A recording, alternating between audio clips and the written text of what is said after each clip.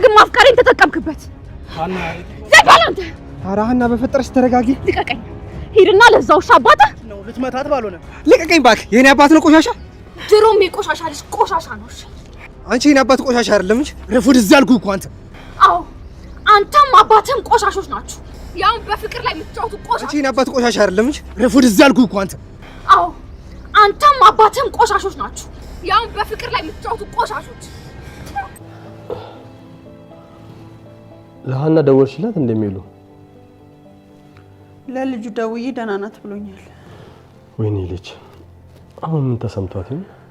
እሷ ግን አስተዋይ ልጅ አልነበረች እንዴ? ሀና ግን ምን ነክቷት ነው? እሷ ምን ታደርግ? የኛን ጠላት የት ታውቃለች?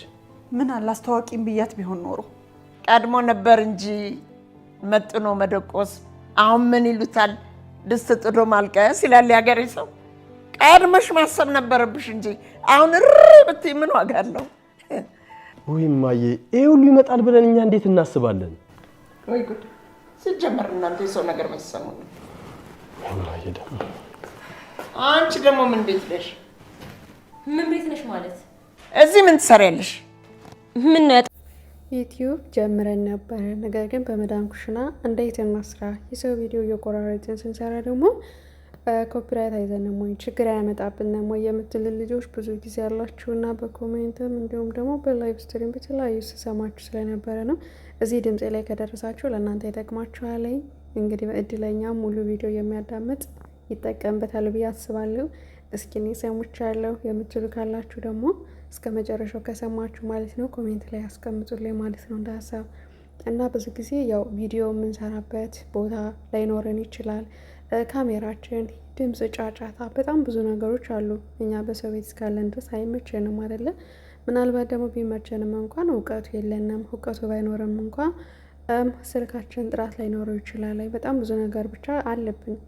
እና ድራማ ስንቀርጽ ምንድነው አንደኛ ካፕካት መጠቀም አለብን። ሁለት ደግሞ ከአንድ ደቂቃ በላይ መብዛት የለበትም።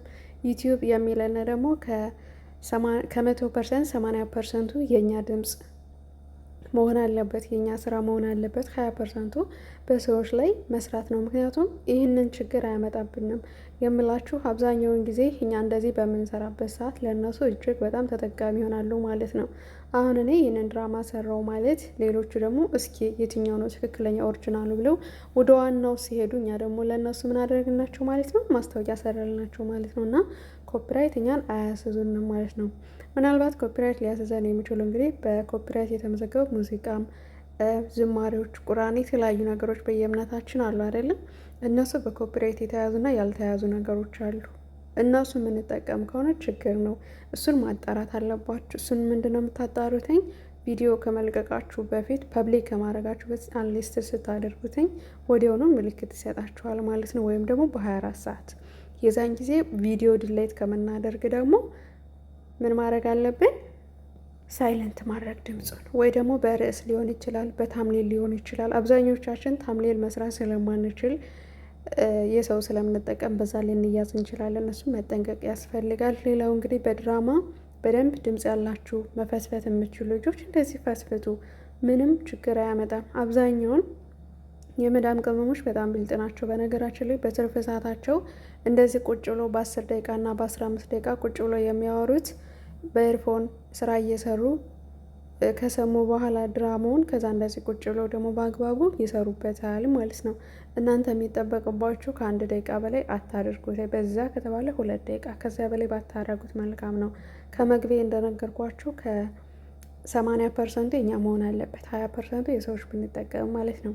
በዚህ መካከል ግን ደግሞ ደም ነክ ነገር፣ ጥል ነክ፣ ድብድብ ነገር ምናምን እሱ ዩቲዩብ ስለማይወደውና የኛ ቻናሎች ደግሞ ትንንሽ ስለሆኑ እሱ ሊያስይዘን ይችላልና እሱን ደግሞ ጠንቀቅ ማለት ነው።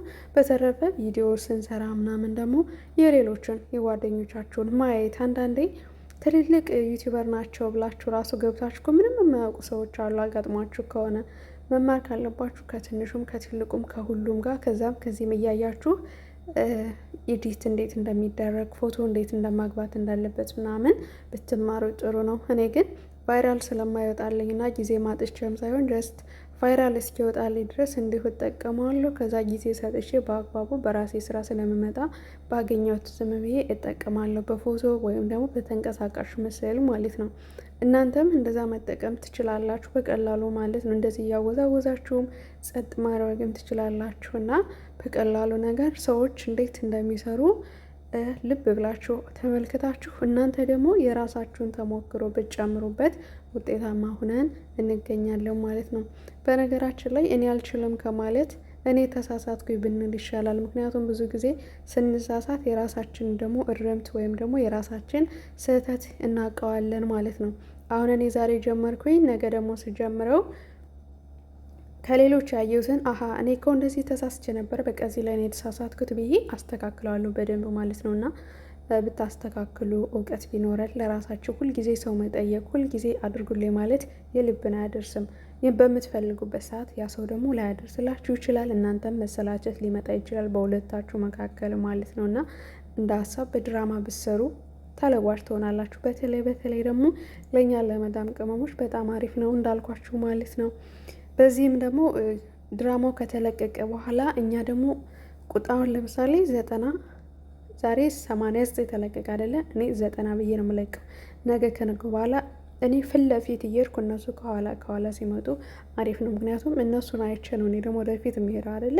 ስለዚህ አንድን ቪዲዮ 40 ደቂቃ ወይም ደግሞ 50 ደቂቃ ተለቀው ከሆነ የድራማው እኛ ቆረጥ እያደረግን በ15 ደቂቃ 3-4 ቪዲዮ መስራት እንችላለን። በነገራችን ላይ ማለት ነው። ያው አንዳንድ ሰዎች ሲያወሩ በጣም ፈጣን ናቸው፣ አንዳንድ ሰዎች ደግሞ ቀስ ብለው ነው የሚያወሩ ማለት ነው። እና እናንተ ደግሞ ይህንን ነገር እንደ ልምዳችሁ እንደ ራሳችሁ ማለት ነው። እና ጀማሪ ዩቲዩበሮች ከ10 ደቂቃ በላይ መስራት አለብን። ከ10 ደቂቃ በታች መሆን የለበትም። ምክንያቱም ከ10 ደቂቃ በላይ ሲሆን ምን አለው ሰው ይሄ ነገር ምን አይነት ቪዲዮ ነው ብለው ረጅም የሆነ ይመስላቸዋል፣ ያዩታል። ሁለት ደግሞ ዋች አወር በደንብ የሚሰጠው እንደዛ ሲሆን ነው ማለት ነው። እኛም ደግሞ ሞኔታይዜሽን ለሆነውም ልጆቹም እንደዛው ከ10 ደቂቃ እና ከ15 ደቂቃ መካከል ቢሆን አሪፍ ነው፣ ውጤታማም ያደርገናል ብዬ አስባለሁ። ምናልባት ጊዜ ከሌለን ግን ያው በተመቸንና በቻልነው ልንሰራ እንችላለን ማለት ነው። እና እንደዚህ አድርጋችሁ ተጠቀሙ። እንዴት መስራት እንዳለባችሁ ደግሞ በሌላ ቪዲዮ ጥያቄ ካላችሁ ሀሳብ ካላችሁ መልስላችኋለሁ። ምናልባት ድራማውን አይታችሁ ከተመለሳችሁ ግን አያዋጣችሁ ማለት ነው። ለጀማሪ ዩቲዩበሮች ነው ያልኩኝ። ነባር የምታውቁት ታውቁታላችሁ አሰራሩንም። እኔ ደግሞ ባጎደልኩት እናንተ ደግሞ ይሄ ነገር ይጨመርበት እና በዚህ መንገድም መስራት ይቻላል የምትሉ ካላችሁ እስከ መጨረሻው የሰማችሁ ማለት ነው። ሰብስክራይብ እንዴት ማግኘት እንዳለብን በቀላሉ ዋቻወር እንዴት ማግኘት በቀላሉ እንደምንችል በተለያዩ ነገሮች ተፈተፈ ስንል ውጤታማ እንሆናለን ማለት ነው። እና እንደ ሀሳብ ነው የነገርኳችሁ።